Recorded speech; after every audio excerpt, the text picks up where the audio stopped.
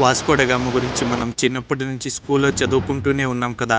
Teachers మనకి ఏం చెప్పేవారు అంటే వాస్కోడగామ ఒక పోర్చుగీస్ సముద్ర యాత్రికుడు అని, యూరోప్ నుంచి ఇండియాకి ఫస్ట్ డైరెక్ట్ సీ రూట్ కనిపెట్టాడు అని. కానీ ఇక్కడ మనం రియల్ టాపిక్ ఏంటి అంటే, ఒకవేళ వాస్కోడగామ ఆ సీ రూట్ని కనిపెట్టకపోయి ఉంటే ఏం జరిగేది, దానివల్ల ఇండియాకి వచ్చిన అడ్వాంటేజెస్ ఏంటి, యూరోప్కి ఇండియాకి ఎందుకు అంత ఇంపార్టెంట్ కంట్రీ, అంత డేంజరస్ మరియు కష్టమైన సముద్ర మార్గంలో వాళ్ళు ఎలా ట్రావెల్ చేశారు, మొదట ట్రేడ్ కోసం వచ్చిన వాళ్ళు తర్వాత ఇక్కడ ఎలా పెద్ద ఎంపైర్ని ఎస్టాబ్లిష్ చేశారు, మరి వాస్కోడిగామ రూట్ని కనిపెట్టడంలో ఫెయిల్ అయి ఉంటే హిస్టరీ ఎలా మారిపోయేది. ఈ అన్ని ఇంట్రెస్టింగ్ టాపిక్ని ఇప్పుడు మనం డీటెయిల్గా కంప్లీట్గా తెలుసుకుందాం.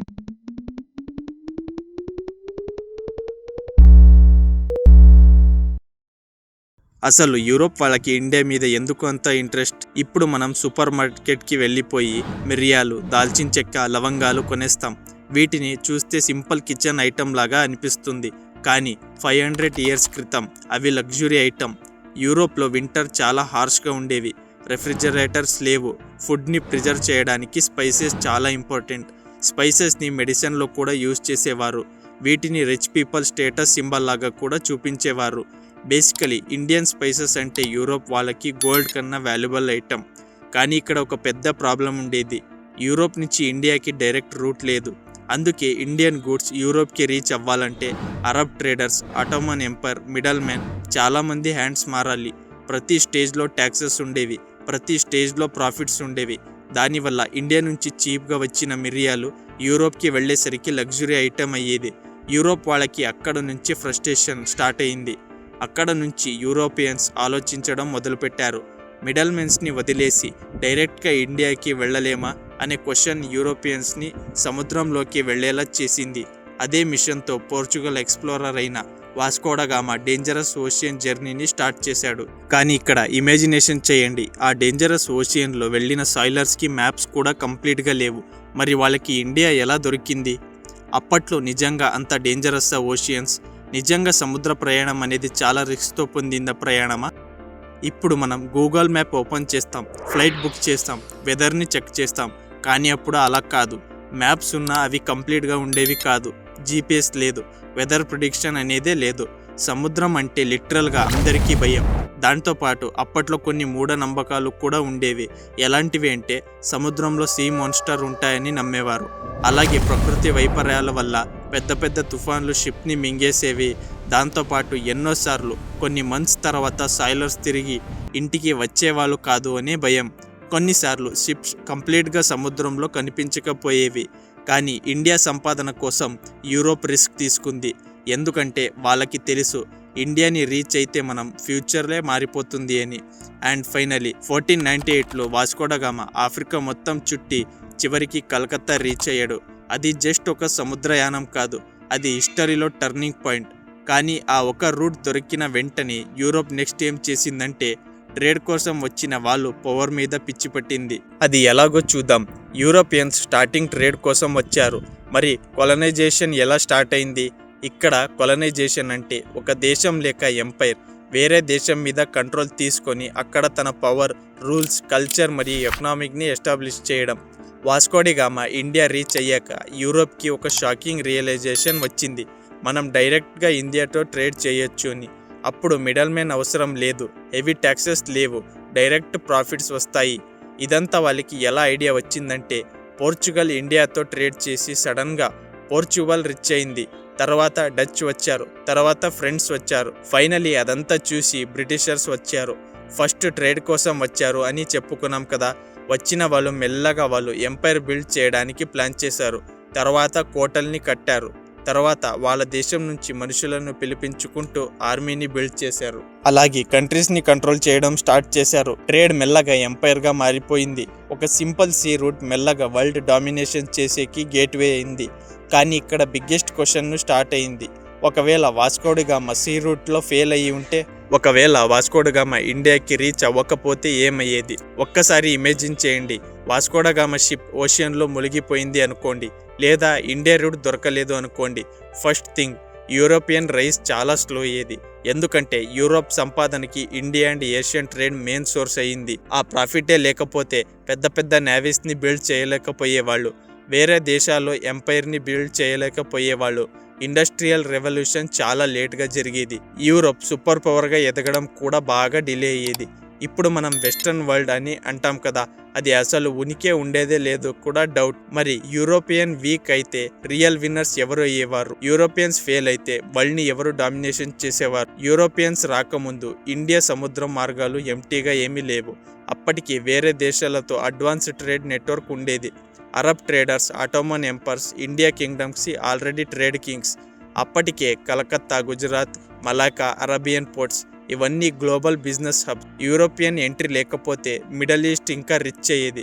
ఆటోమన్ ఎంపర్ యూరోప్ మీద ఇంకా ఎక్కువ ప్రభావంని మెయింటైన్ చేసేది. వరల్డ్ పొలిటిక్స్ లండన్ చుట్టూ కాదు, మిడిల్ ఈస్ట్ చుట్టూ తిరిగేది. కానీ బిగ్గెస్ట్ చేంజ్ యూరోప్లో కాదు, మన ఇండియా హిస్టరీలోనే జరిగేది. ఇక్కడ బ్రిటిషర్స్ రాకపోతే ఇండియా ఎలా ఉండేది అనేది ఊహించుకుందాం. దాంతోపాటు బ్రిటిషర్స్ ఈస్ట్ ఇండియా కంపెనీ ఇండియాకి ఈజీ యాక్సెస్ పొందలేదు అనుకోండి. అసలు బ్రిటిషర్స్ రాజ్యం ఉండే ఛాన్సే చాలా తక్కువ. ఒక్కసారి ఆలోచించండి, బ్రిటిష్ కొలనైజేషన్ జరిగేదే కాదు, ఈస్ట్ ఇండియా కంపెనీ కంట్రోల్ ఉండేదే కాదు, డైరెక్ట్గా మనం రిసోర్సెస్ దోపిడీ కూడా జరిగేదే కాదు. మన దేశం కింగ్డమ్స్ ఓన్గా డెవలప్ అయ్యేవి. మేబీ మొఘల్ ఎంపరర్ ఇంకా చాలా ఎక్కువ కాలం వరకు సర్వైవ్ అయ్యేది. మరాఠాకి ఇంకా స్ట్రాంగ్గా ఎదిగేవారు. South India kingdoms powerful trade ఎంపరర్గా మారేవి. అండ్ మోస్ట్లీ ఇంపార్టెంట్, ఇండియా సంపాదన ఇండియాలోనే ఉండేది. మన దేశంలో చాలా ఇండస్ట్రీస్ ఉండేవి. Textile, steel, spices, hand crafts. India already manufacturing super power. Colonization లేకపోతే ఆ గ్రోత్ కంటిన్యూ అయ్యేదేమో. కానీ ఇండియా చేంజ్ మాత్రమే కాదు, మనం ఇప్పుడు మాట్లాడుతున్న లాంగ్వేజ్ కూడా డిఫరెంట్ అయ్యేదేమో. బ్రిటిష్ ఎంపరర్ వీక్ అయ్యి ఉంటే ఇంగ్లీష్ గ్లోబల్ లాంగ్వేజ్గా అయ్యేదా? ఇప్పుడు వరల్డ్ వైడ్ ఇంగ్లీష్ డామినేషన్ చేస్తుంది. Movies, business, technology, internet. కానీ ఇంగ్లీష్ గ్లోబల్ లాంగ్వేజ్ అవ్వడానికి బిగ్గెస్ట్ రీజన్ ఏంటి అంటే బ్రిటిష్ ఎంపరర్. మరి బ్రిటిష్ ఎంపరర్ వీక్గా ఉంటే ఇంగ్లీష్ కూడా వరల్డ్ వైడ్ డామినేషన్ లాంగ్వేజ్ అయ్యేదే కాదేమో. మేబీ పర్షియన్ ఇంటర్నేషనల్ లాంగ్వేజ్గా మారేది, లేదా ఇండియన్ లాంగ్వేజ్ ఇన్ఫ్లుయెన్స్ చాలా పెరిగేది. మేబీ వరల్డ్ బిజినెస్లో తెలుగు, తమిళ్, హిందీ వర్డ్స్ కామన్గా వినిపించేవి. హిస్టరీలో టైమింగ్ అనేది చాలా ఇంపార్టెంట్. కానీ ఇక్కడ ఇంకొక షాకింగ్ ట్విస్ట్ ఉంది. యూరోప్ కాదు, చైనా వరల్డ్ని డామినేట్ చేసేదేమో. యూరోప్ ఫెయిల్ అయితే చైనా ఓషియన్ని డామినేట్ చేసేదా? యూరోపియన్ అన్వేషణ స్టార్ట్ అయ్యే ముందు చైనా దగ్గర హ్యూజ్ ట్రెజర్స్, నౌకాదళాలు ఉండేవి.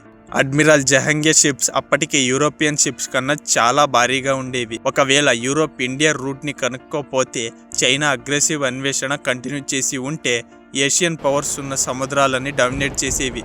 వెస్టర్న్ కల్చర్ బదులు ఏషియన్ కల్చర్ గ్లోబల్ ఇన్ఫ్లుయెన్స్ అయ్యేది. హాలీవుడ్ ప్లేస్లో maybe Asian entertainment world dominate చేసేది. హిస్టరీ లిటరలీ రివర్స్ అయ్యే ఛాన్స్ ఉండేది.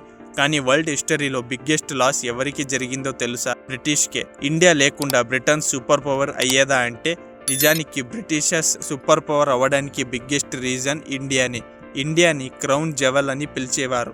సింపుల్గా చెప్పాలంటే ఒక ఎంపైర్ లేక కింగ్డమ్లో చాలా వాల్యుబుల్ అండ్ మోస్ట్ ఇంపార్టెంట్ అసెట్ని మీనింగే క్రౌన్ జెవెల్. మన రిసోర్సెస్, మన ట్యాక్సెస్, మన సోల్జర్స్ ఇవన్నీ బ్రిటన్ విస్తరణకి ఫ్యూయల్ అయ్యేది. మరి ఇండియా లేకుండా బ్రిటన్ మేబీ ఒక ఆర్డినరీ యూరోపియన్ కంట్రీ లాగా మిగిలిపోయేది. గ్లోబల్ ఎంపరర్ క్రియేట్ చేయడం కష్టమయ్యేది.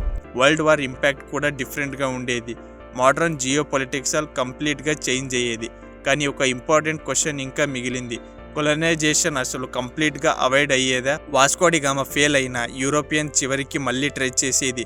స్పెయిన్, ఫ్రాన్స్, డచ్ ఎవరో ఒకరు తర్వాత రూట్ని కనుక్కునే ఛాన్స్ ఉండేది. కానీ టైమింగ్ మ్యాటర్ అయ్యేది.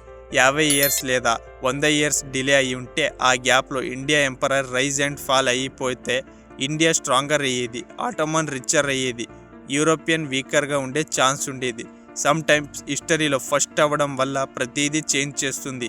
అందుకే ఒక షిప్ జర్నీ హిస్టరీని కంప్లీట్గా మార్చేసి ఉండొచ్చు. So guys, Vasco da Gama ఇండియాకి రావడం అనేది జస్ట్ అన్వేషణ కాదు, అది మోడర్న్ గ్లోబల్ వరల్డ్కి స్టార్టింగ్ పాయింట్. ఆ సముద్రయానం వల్ల ట్రేడర్స్ రూట్స్ మారాయి, కొలనైజేషన్ స్టార్ట్ అయ్యింది, యూరోప్ రిచ్ అయింది, ఏషియన్ ఇన్ఫ్లుయెన్స్ తగ్గింది, ఇంగ్లీష్ గ్లోబల్ లాంగ్వేజ్ అయ్యింది. మరి అది జరగకపోయింటే మేబీ ఇండియా ఇప్పుడు ఎకనామికల్ సూపర్ పవర్ అయ్యేది. మేబీ ఏషియా వరల్డ్ సెంటర్గా కంటిన్యూ అయ్యేది. ఇండియా ఇప్పుడు ఎకనామికల్ సూపర్ పవర్ అయ్యేది, ఏషియా వరల్డ్ సెంటర్గా కంటిన్యూ అయ్యేది. వెస్ట్రన్ డామినెన్స్ అనే కాన్సెప్ట్ ఉండేదే కాదు.